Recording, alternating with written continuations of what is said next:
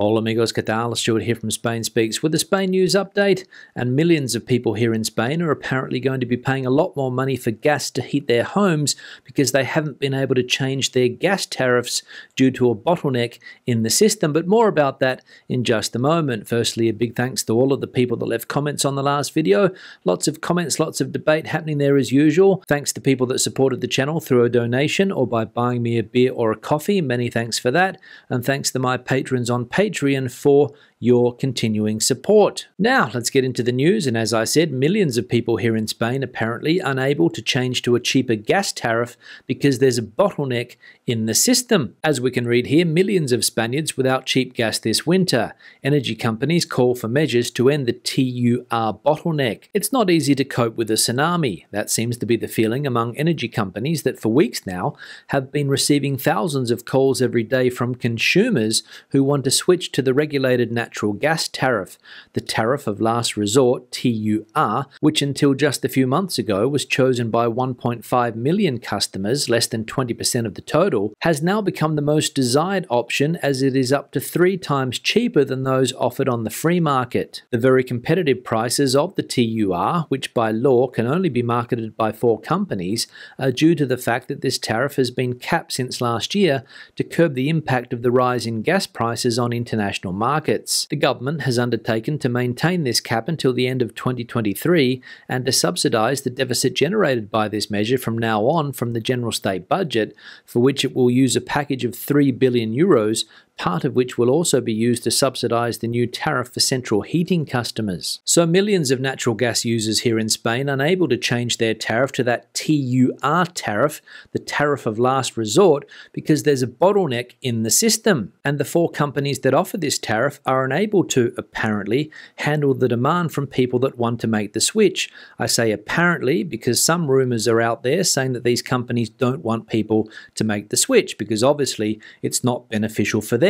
But again, that's just a rumour. Now, the oversaturation of the tourism market here in Spain is again making headlines. And as we can read here, historic centre or theme park neighbours rebel against tourist saturation of Spanish towns and cities. There was a time when tourism-related problems dominated the front pages and even contributed a handful of new terms to the Spanish language: touristification, gentrification, or turismophobia, the latter candidate for Fundiel's Word of the Year in 2017. The pandemic's halt to travel put a brake on the debate, but with the current recovery, the complaints of local residents in the cities that receive the most visitors are once again being heard loud and clear. For more than a year, Barcelona had hardly any tourists, and people's perception changed.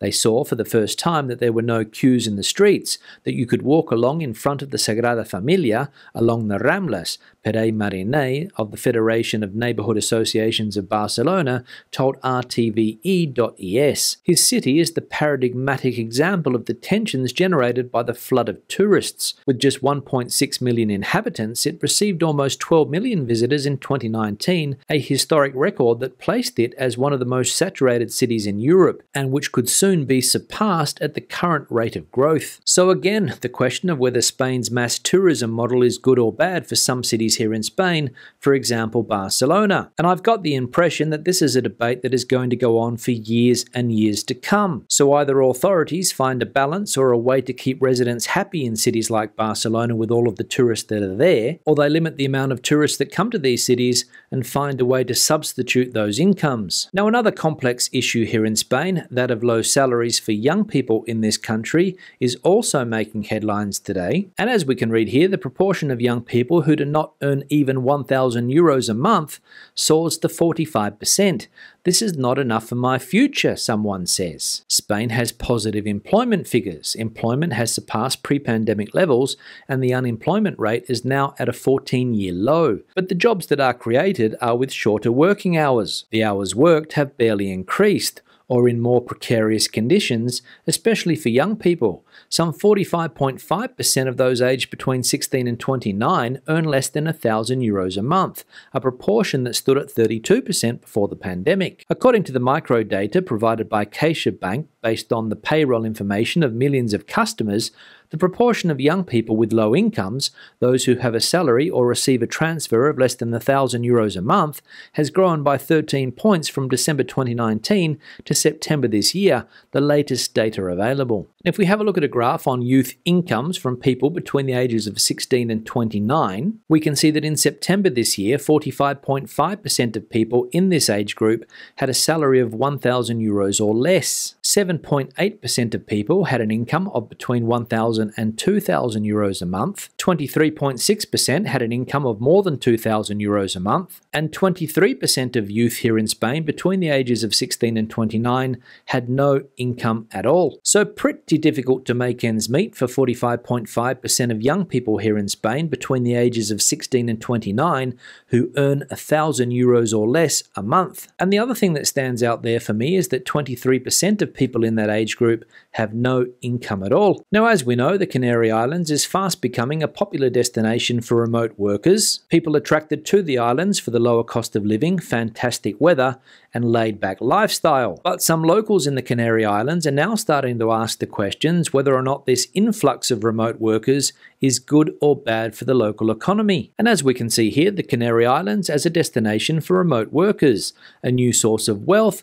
or more touristic pressure on the islands. Heiko Schaffer swims in the Atlantic Ocean every day, or at least he tries to. Sometimes he doesn't feel like it and prefers to go for a walk by the sea after work. Enjoy the sun and the weather, says the German electromobility consultant who, like many other European and international professionals, decided to move to work in the Canary Islands in September. It's a trend that has been on the rise since the pandemic, when many people left Germany to spend the months of confinement in the sun, and now it could be triggered by the rise in energy prices.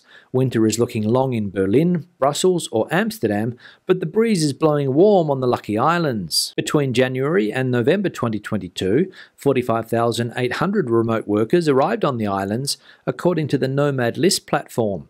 According to data from the Canary Islands Association of Collaborative Spaces, the majority come from Germany, 27%, followed by the UK, 12%, the Netherlands, 10%, the Czech Republic, 8%, the United States, 6.6%, Spain, 6.6%, and Ireland, 5%. So close to 46,000 remote workers arriving in the Canary Islands between January and November this year. And this is without the new digital nomad visa. So imagine what the figures are going to be like next year when that new visa is available. And the question, will this be good for the Canary Islands, or will it put more pressure on the local population? That's the question. Let us know your thoughts in the comment section below.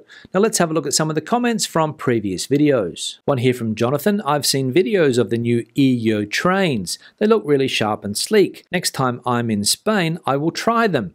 The AVE is very good though. Yeah, Jonathan, thanks for the comment. And this is a story that we saw last week about how a new rail operator, IRYO, I-R-Y-O, is starting this week here in Spain on the Madrid-Barcelona route, I believe, and other routes will start in the near future. And I think this is the third company that has set up here in Spain since the fast train network was liberalised back in December 2020, breaking the monopoly of Renfe. And we saw another article last week that said that competition in this sector has been very good for consumers. Demand is up by 46%, but prices have been falling. So let's hope that trend continues and that the three companies involved in the sector here in Spain don't come to an agreement and pact prices. One here from Timothy: I have never felt threatened by youngsters in Tenerife, and I've lived here since 2014. I know respect for elders is taught in the family unit, which has been driven out of some families in countries with no prospects for the lower earners. Yeah, Timothy, thanks for the comment, and thanks for giving us your opinion on the topic of ageism here in Spain, and the topic of whether or not young people still respect the elderly in this country, unlike in some other countries where that respect has been lost. And I think you're right when you say that respect for elders is still taught in the family unit. We're trying to educate our son this way, but I must say that it is not easy. But hopefully the message will get through and our son will have respect for not only the elderly, but for all groups in our society, or at least that's the objective. One here from Gary: for years my co-worker can fly cheaper from New York to the Philippines than I can fly to Ireland. 6-hour flight versus a 17-hour flight. It boggles my simple mind. Keep up the great work, Stu. Yeah, Gary, thanks for the comment and thanks for adding to a topic that popped up on yesterday's live stream about how expensive it is to travel internationally at the moment. I'm looking for flights to travel to Australia sometime soon, and I can't believe the prices that are on offer. Some of the prices I've seen are 2 or 3 times higher than they were pre-pandemic, and my mind, like yours, Gary, is completely boggled. So hopefully I'll get lucky and jag a cheap flight. Otherwise, I won't be going back anytime soon. One here from Kerry. Hi, as a UK citizen working in Singapore, I'm looking to retire to Spain in 2023 on a non-lucrative visa. I understand I will now have to pass the driving test online and a practical on-road test in the Spanish language. Is this correct? My Spanish is not that good. Do you know if this may change in the future? Might be a good subject for your posts. Yeah, Kerry, thanks for the comment, and you're in luck because recently the UK government and the Spanish government reached an agreement on UK driver's license exchanges here in Spain. After months and months of negotiations, they both agreed on a deal, which means for people like yourself, soon you will no longer have to sit the Spanish driving license test. However, although an agreement has been reached, it is still not official, but according to the British ambassador here in Spain, Hugh Elliott, it's only a matter of time. Hopefully sometime next month or early 2023 at the latest. And finally, one here from Sandra. Airlines making up for lost revenue during the pandemic would be my guess. Definitely prohibitive to travel. Yes, Sandra, thanks for the comment, and I couldn't agree with you more. Definitely prohibitive to travel at the moment. And I imagine that airline companies making up for lost revenue during the pandemic is one of the reasons for high ticket prices. Also, the fact that millions of people are traveling for the first time post-pandemic could be another reason. And let's not forget high energy prices. So all of those reasons and no doubt more making international air travel extremely expensive at the moment. And as I said before, I hope the situation changes soon.